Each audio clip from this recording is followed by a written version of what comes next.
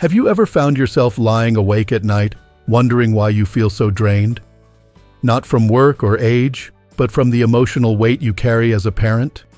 Maybe you've spent decades giving everything to your children, and now, when they're grown, you still feel tangled in their lives, more than you'd like to admit. It's not that you don't love them. You do, deeply. But somewhere along the way, the lines got blurred. Their problems became your sleepless nights. Their choices turned into your silent heartaches. And now you're wondering, when do I get to live my life, just for me? You're not alone. So many older adults, especially those of us over 60, face this exact moment. After raising children, making sacrifices, and putting our needs second, or third, or last, we suddenly realize the kids are grown, but the emotional ties haven't grown with them. Instead of becoming lighter, they've grown heavier. It's like trying to let go of something that's still holding on to you. But here's the truth. Emotional detachment isn't about cutting love off. It's not cold or cruel. In fact, it's one of the kindest things you can do, for yourself and for your children. Emotional detachment is about freedom. It's about letting your heart breathe. It's learning to love without losing yourself in the process. And that's exactly what we're going to talk about today. If you're tired of feeling like your peace depends on someone else's mood, decisions, or drama, this video is for you. We're going to explore 10 life-changing ways to gently, lovingly, and firmly take your emotional power back, starting today. Let's start here. Have you ever felt like your emotions were being pulled by strings, like a puppet, and someone else was holding the controls? Maybe it's your grown child calling with bad news. Again. Or maybe it's the silent treatment, the guilt tripping, or just that sinking feeling that your happiness is tied to their choices. That's the first thing we need to look at, the power of detachment. Now, detachment doesn't mean you stop caring. It doesn't mean you stop showing up or stop loving. What it really means is that your peace, your joy, doesn't live in their hands anymore. You stop letting their storms dictate your weather. You stop handing them the remote control to your feelings. And you begin reclaiming your right to feel okay, even if they're not okay. Think of your emotions like a kite. Every string you tie to someone else, their approval, their happiness, their mistakes, their choices, it all pulls you in different directions. Some days you fly high. Other days you crash. Detachment is learning which strings to loosen and which ones you never needed to tie in the first place. So how do you do it? The first step is to ask yourself, what am I holding on to, and why? Is it fear of losing the connection? Is it guilt for stepping back? Is it the belief that if you don't carry their burden, no one will? Sometimes we hold on not because it's healthy, but because it's familiar. Maybe you've been the fixer for so long, the one who bails them out, smooths the path, absorbs the pain, and it's become part of your identity. But what if I told you that you're allowed to put that role down now? You're allowed to be more than just a parent. You're allowed to be a person too. Try this. When you feel yourself getting pulled into their emotional roller coaster, pause. Take a deep breath, remind yourself, this is not mine to carry. You can still care, you can still listen. But you don't have to spiral with them. Let them own their journey, the good, the bad, and the lessons that come with it. And while you're doing that, I want to gently ask you something else. Why do we get so attached in the first place? What's underneath it all? So often, it's not just about them. It's about what they represent to us. Sometimes our kids become the mirror through which we judge our own worth. If they're happy, we did well. If they struggle, we failed. But that's not true. That's ego talking. And the ego, though it means well, can be a heavy thing to carry around. As we get older, we're invited to do something most people never learn to do, to live from love, not ego. What does that mean? It means letting go of the idea that your child's path is a reflection of your success or failure. It means no longer needing them to make the right choices so that you can finally relax. It means giving up the illusion that your life has to revolve around theirs. It's okay to want them to be okay, but it's not okay for your identity and inner peace to depend on it. That's not love, that's emotional dependence. And it hurts you more than it helps them. Now imagine what your days could feel like if that weight was lifted. If you no longer walked on eggshells waiting for the next crisis. If you no longer lost sleep over choices you didn't make and problems you can't fix. What if you trusted them truly to handle their own lives? What if you believed that the best support you could give them now is your calm, your example, and your boundaries? There's a powerful freedom that comes when you stop confusing love with control. And that brings me to something we all need to hear. Most of what we think we can control, we really can't. We try. Oh, how we try.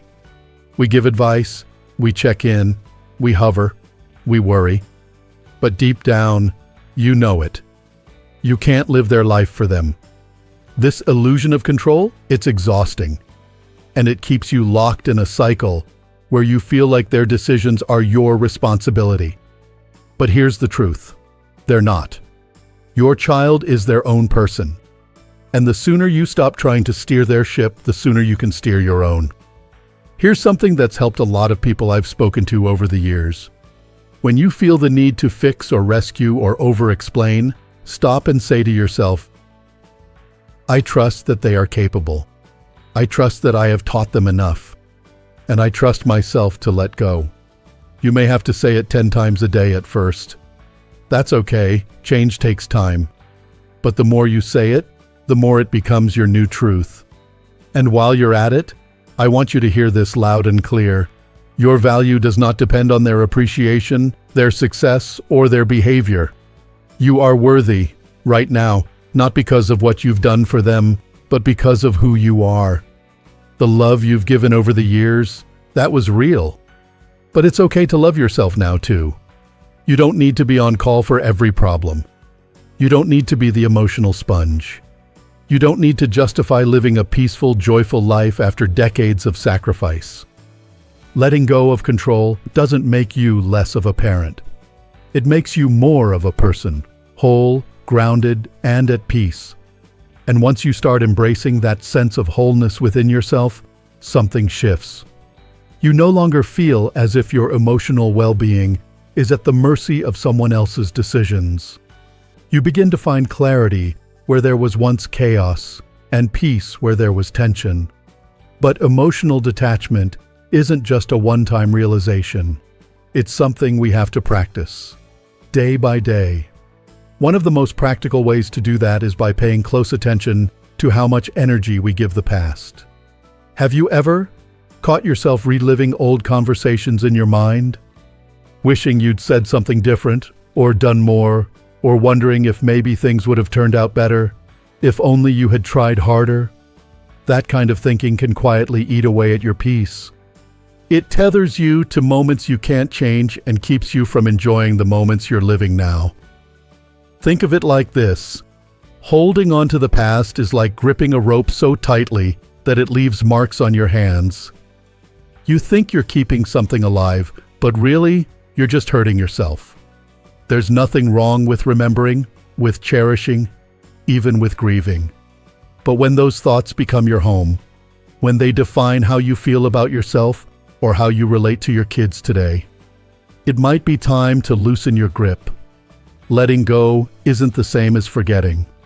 It's choosing not to carry what you were never meant to hold forever. And sometimes, what you're holding isn't even a real version of the past. It's an idealized one. You might be mourning the child they used to be, the closeness you once had, or the future you hoped for that hasn't happened. But nostalgia can be tricky. It paints everything with soft edges and warm light, and it doesn't always match reality. That's where something powerful comes in: presence. The ability to be here, right now, Not back there, not way ahead, just here. Because the truth is, this moment, this very second, is the only place your power lives. The more time we spend anchored in the present, the less room we have for regret, guilt, or anxiety about what's to come. You can start small. When you eat, really taste your food.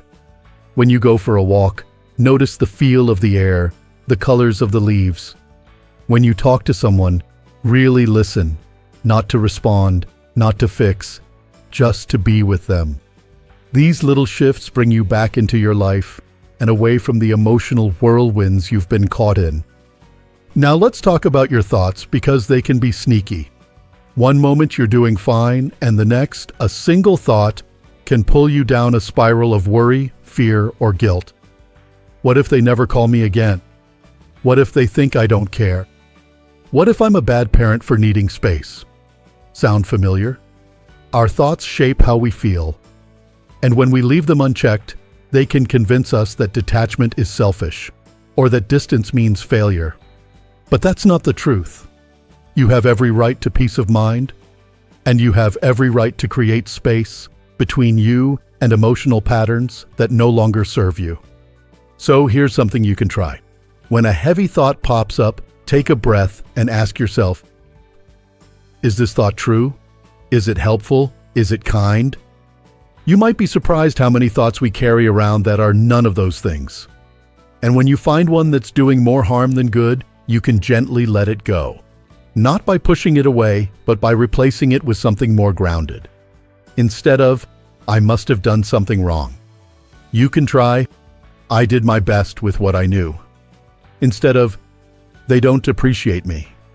Maybe, I am proud of the love I gave, even if it wasn't recognized. These are quiet but powerful shifts that help untangle you from emotional dependency. Another essential part of emotional detachment is learning to set boundaries, not just with your children, but with yourself. Boundaries aren't walls. They're bridges, clear, respectful lines that allow love to flow without flooding your peace. It can be hard at first, especially if you've spent years saying yes when you wanted to say no. Maybe your grown child constantly relies on you for help, even when they're capable of figuring things out on their own. Maybe you're always the one they turn to when life gets tough, but they disappear when things get better. Or maybe you've gotten used to being on high alert, waiting for the next crisis, the next favor, the next emotional emergency. Whatever the pattern is, it's okay to say, I love you and I need to take care of myself too. It's okay to say no, to take a break, to protect your space. That doesn't mean you're abandoning them. It means you're honoring yourself, your time, your energy, your needs. And believe it or not, that's one of the healthiest things you can model for your children. Start small. If you always answer the phone right away, try waiting until you're in the right headspace. If you feel pressure to fix their problems, practice listening without jumping in with solutions. And when you do set a boundary, do it from a place of love, not fear or frustration. You don't need to over-explain or apologize. A simple, calm statement is enough. I'm not available to talk right now, but I'll call you back later. Or, I trust you'll figure it out.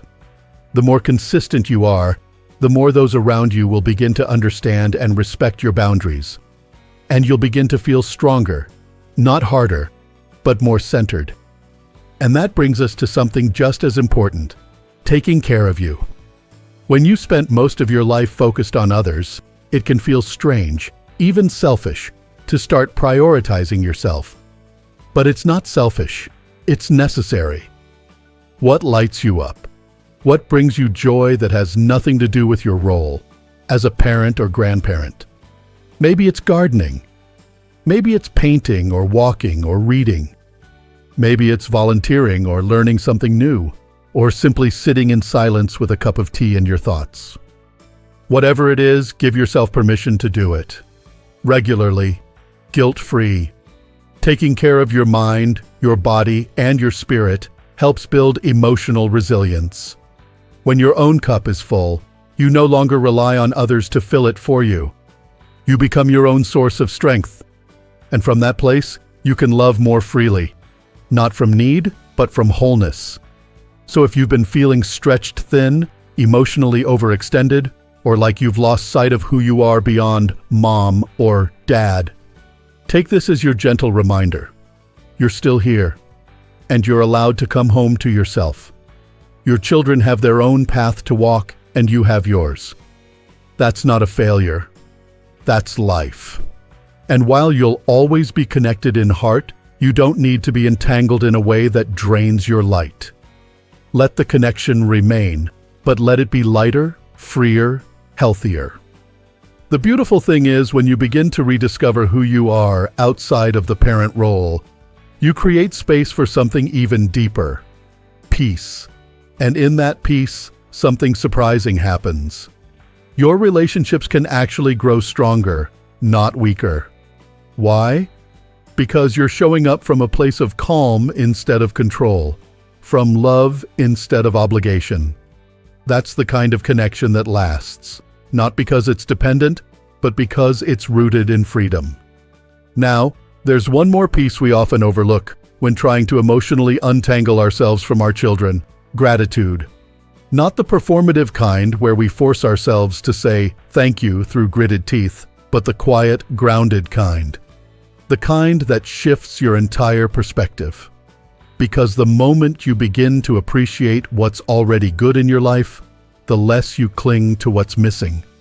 You see, the mind has a way of fixating on lack. They don't visit enough. They don't call unless they need something. They've changed and I miss who they used to be. These are real thoughts and they come from real hurt.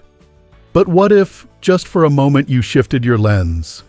What if, instead of focusing on the loss, you started to look for the small wins, the quiet joys, the blessings that haven't gone anywhere? You might realize that the sunrise still shows up for you every morning. That your body, even with its aches and slowness, still carries you. That a neighbor smiled at you today. That someone out there, even a stranger, held the door open. That your breath is still yours, steady and reliable. That peace is available, even if they never say sorry. Even if the phone doesn't ring, even if they don't change.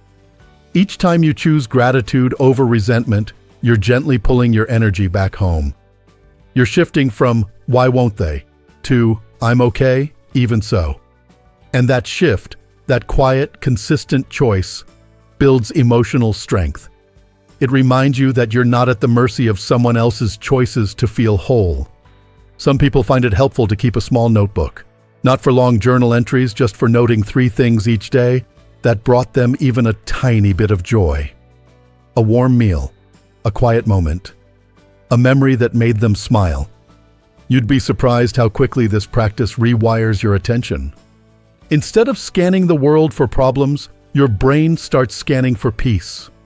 And here's the thing: when you no longer live in emotional reaction to your children, when your sense of self no longer rises and falls based on how close they feel, that's not you loving less. That's you loving better. It's a love that doesn't need to prove itself, fix, rescue, or chase. It's a love that simply says, "I'm here, I'm whole, and I'm okay, even if you're on your own journey right now." Sometimes we think detachment means stepping back so far that we disappear. But that's not what this is. This is about being present with yourself first, so that when you do show up, for your kids, for your family, for life, you're doing it from a place of abundance, not depletion. It's also important to remember that emotional detachment doesn't mean abandoning hope. In fact, it often creates more room for good things to flow back in. When you're not clinging, people feel it. When you stop trying to manage someone else's life, they may surprise you by stepping up. And even if they don't, you've already won, because you've reclaimed your peace. It's like standing in the middle of a storm, but instead of trying to stop the wind, you anchor yourself deeper into the ground. You stop yelling at the clouds, and you start tending to your own shelter. And after a while, you realize the storm was never yours to fight in the first place. If you've been walking through life feeling like you're constantly on edge, Like your joy is borrowed or breakable depending on how someone else behaves. Let this be your turning point. You don't have to be angry to step back. You don't have to burn bridges to create space. You just have to decide that your well-being matters too. That doesn't mean you'll never get pulled back into old patterns. You will. We all do. But now, you'll recognize them faster. And instead of staying stuck, you'll have the tools to shift. You'll know how to take a breath and say, "This isn't mine," or "I can love them without losing myself," or even, "I trust life to unfold, even if I don't control it."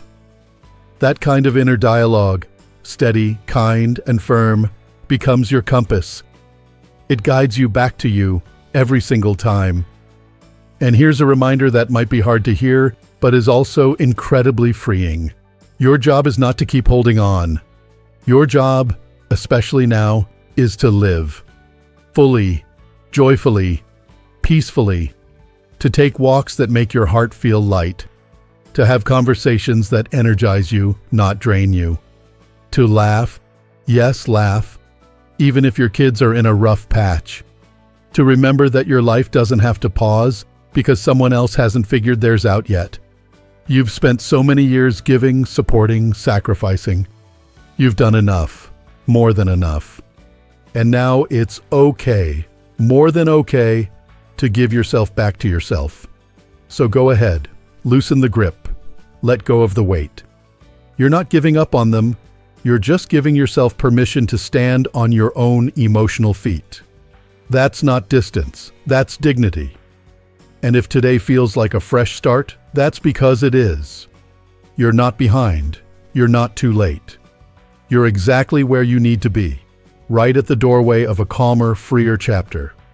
A chapter where you still love, still care, but don't get lost in the storm. A chapter where your life expands, not contracts. A chapter that says, "I've raised them, I've loved them, and now I'm going to live too." If any part of this resonated with you, you're not alone. So many of us over 60 are rewriting the story. Not as the parent who waits by the phone or walks on emotional eggshells, but as someone who loves deeply and also protects their peace. And if you've made it this far, take a moment to honor yourself. You're doing something courageous. You're choosing growth. You're choosing clarity. And you're choosing you. Now, if you feel moved to share your thoughts, your story, or even just one word that describes how you're feeling right now, I invite you to leave a comment below. Someone reading it might need to hear exactly what you have to say. And I'll be right there, reading and listening with you. If this message helped you in any way, please consider giving this video a thumbs up. It really helps more people just like us, find content that supports them, lifts them, and reminds them that they're not alone. And if you'd like to keep walking this journey with us, don't forget to subscribe to our channel, Strong Elderly Life, where we explore topics that matter, that heal, and that honor every stage of living. No matter what brought you here today, I'm so glad you came. Ooh, you deserve peace. You deserve joy. You deserve the kind of love that starts within and radiates outward, without strings, without guilt, without fear.